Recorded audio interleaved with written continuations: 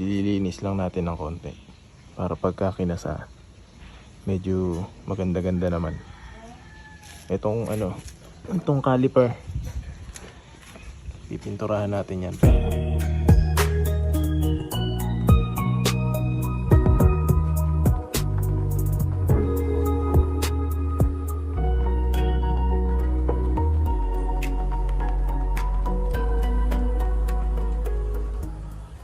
Yan.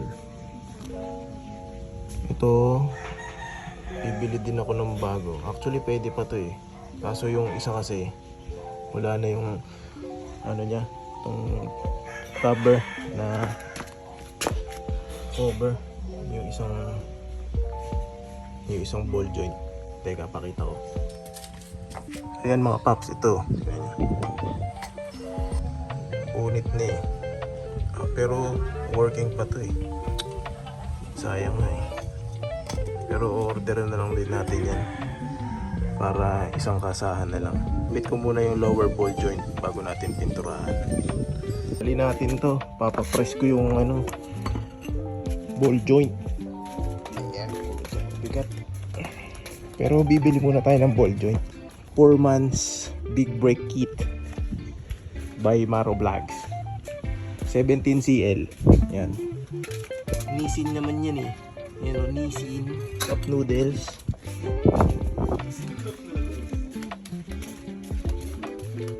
Ito. Yan. Bali ito, 262 yung rotors nito. Jayden. Dito yan sa may kanlalay. Sabi niyan. Ito yung part number ng ball joint. Pagka kailangan nyo ito, 51220 SR3003. Pasok to sa Civic EG-EK. Kahit yung SIR. Ito yung part number niyan. Pakabit natin to dun sa sa 17CL natin. Tara.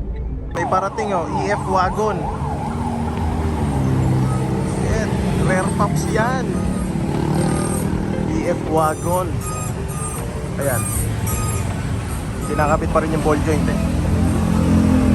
So ayan, napakabit na natin yung dalawang bagong ball joint, lower ball joint. Ayan. Para at least alam natin na bago yung pinakabit natin, safe na safe yan. Kakalasin ko itong caliper, tapos pipinturahan natin ng silver. Ayan, let's go. Pinturahan na natin ito. 555 ball joint. Japan. Chop suey na galawan. Mabilisang pakintab lang. Primer muna. Primer gray.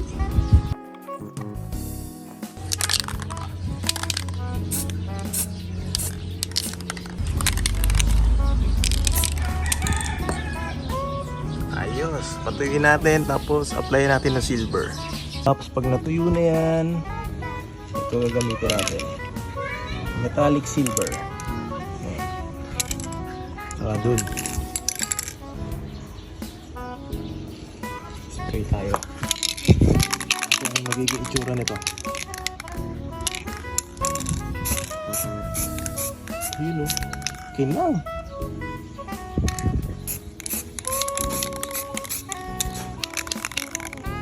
Yun o.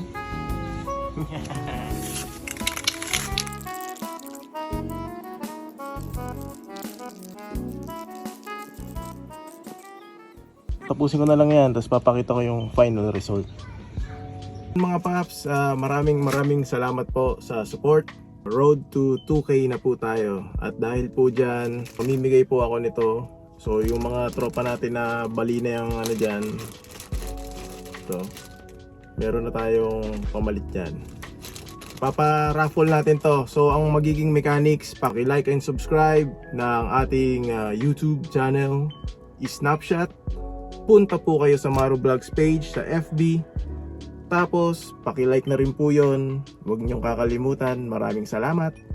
And then, dun po sa magiging post ko about sa raffle, i-comment nyo po yung snapshot na na-like and subscribe nyo na. Dun sa mga comments, pipili po tayo ng maswerteng mananalo. Meron po akong dalawa nito.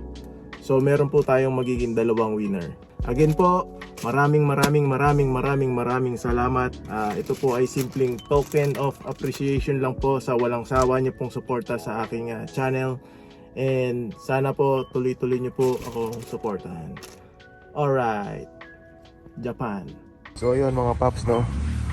So ngayon na-meet ko nga si Kuya Tek na mechanic ng Honda nung pinalagay ko yung rear disc brake. So ngayon ipapakabit na natin tong 17CL. Tapos nakabili na rin ako nitong D1 na hydrovac. So ayun, itong rear disc medyo nagka-problema kasi hindi nagre-release ng ayos yung handbrake. Kaya ayun, inaayos natin. Sinasama niya na doon sa home service. Yan. So ayun, abangan niyo mga boss. Mga paps, so habang ginagawa ni Kuya Tek yung mga preno natin doon, bumili na tayo nito na DOT4 na brake fluid 1 litro. Bumili na rin tayo ng brake pad. Yan, panlikod. Ito. Ayun yun. Pag SIR na disc brake, pag naka disc brake na kayo, ito yung code niyan na Bendix. Alright, balik tayo kay Kuya Tek para ikabit na yan. Check natin kung nakabit na yung 17CL na brake sa harap. Nakabit na.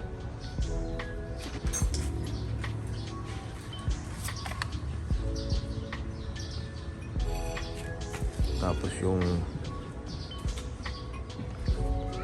hydrovac papalitan na rin. Nakalawang na pala to.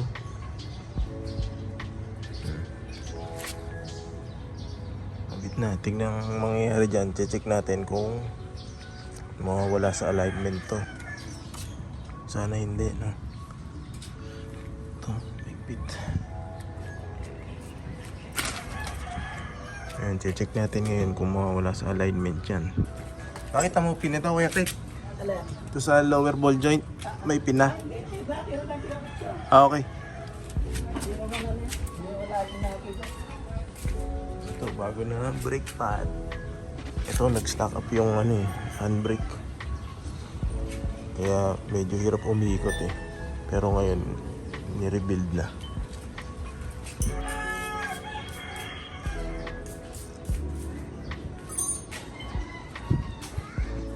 Kuya Tek, number 1.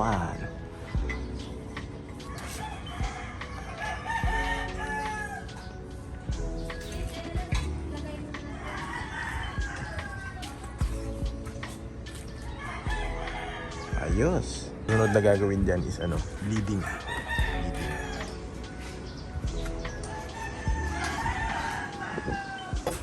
Tiuno. Oh, nakabit na. Ayos.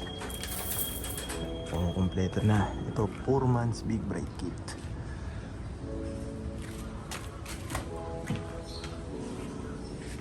Ito yung luma, mas maliit.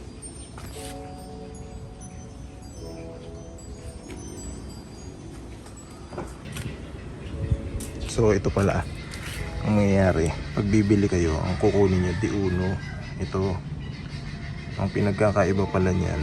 Itong sa cylinder, mas malaki tong naka double D. Dapat ang makuha nyo rin ito, ang cylinder yung malaki din, kasi itong stock mas maliit. Yan mas maliit siya tignan. Ang sukat nito ay ito 13, 16. So ang gagawin ni Kuya Tek dyan,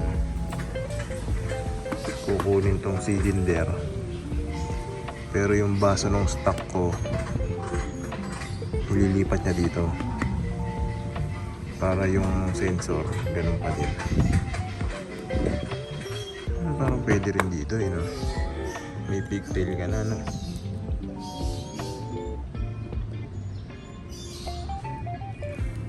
Nakabit na eh. Ang double D naman, ayun yun, yung bilog. Yun ang tinatawag na double diaphragm. Mas malaki siya. Ito yung stock single.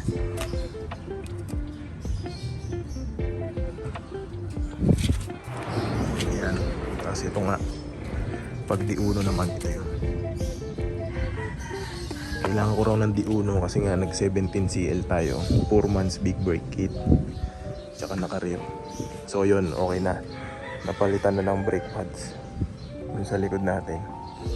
Tapos ay ano na rin to, na-rebuild na rin kasi nga nag-i-stack up yung ano, na-adjust na, nag-i-stack up yung handbrake. Yan. So ino-overhaul na rin yung ano, para all good yan. Diba?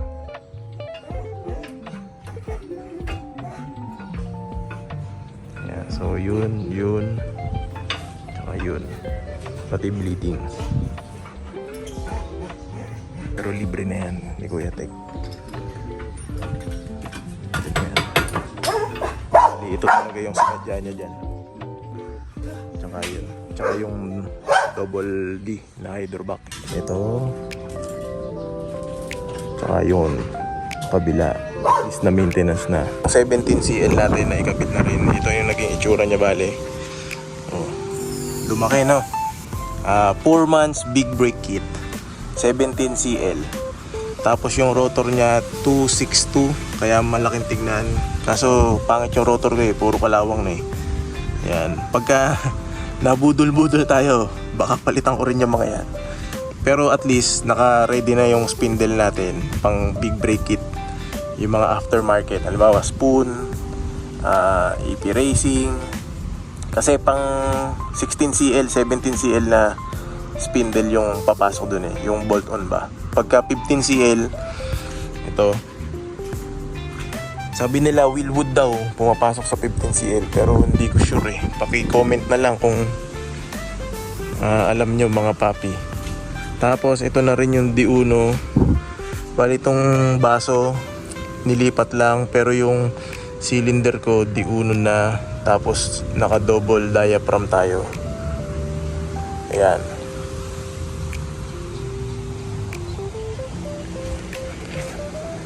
Tapos ito na may itsura niyan dito.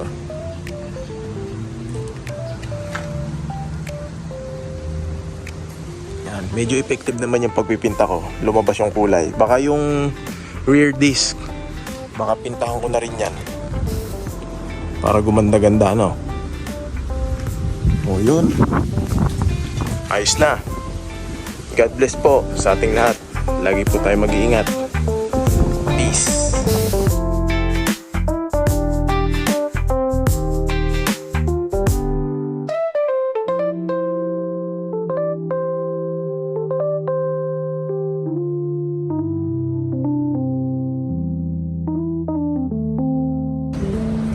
Mga boss, what's up?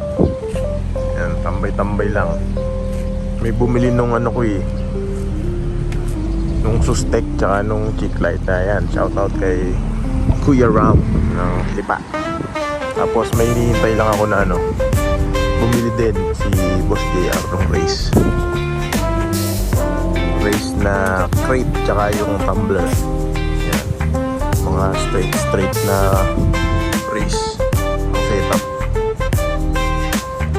Yan, Southwood